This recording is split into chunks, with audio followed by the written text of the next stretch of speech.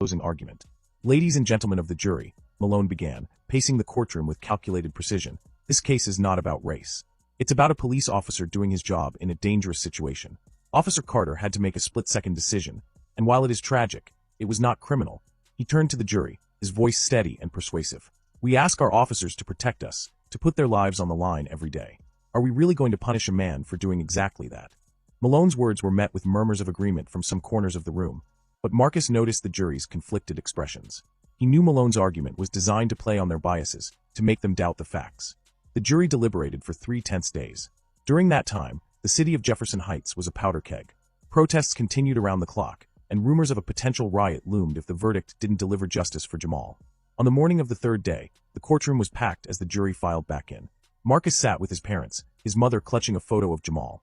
Officer Carter sat across the room, his face unreadable.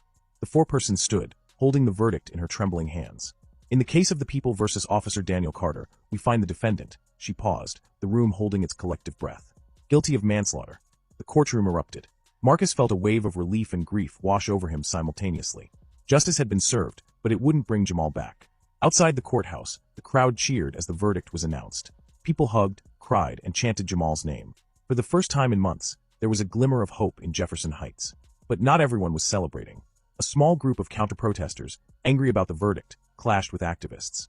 The police were called in, and chaos erupted once again. Marcus found himself in the middle of the fray, trying to calm tensions. He spotted Jasmine Hill being pushed by an officer and rushed to her side. "Leave her alone," Marcus shouted, stepping between Jasmine and the officer. The officer glared at him but backed off, muttering something under his breath. Marcus helped Jasmine to her feet, her eyes filled with fear and gratitude. "Thank you," she whispered. In the weeks following the trial, Marcus became a symbol of hope and resistance in Jefferson Heights. He used his platform to advocate for police reform and to demand justice for other victims of police violence.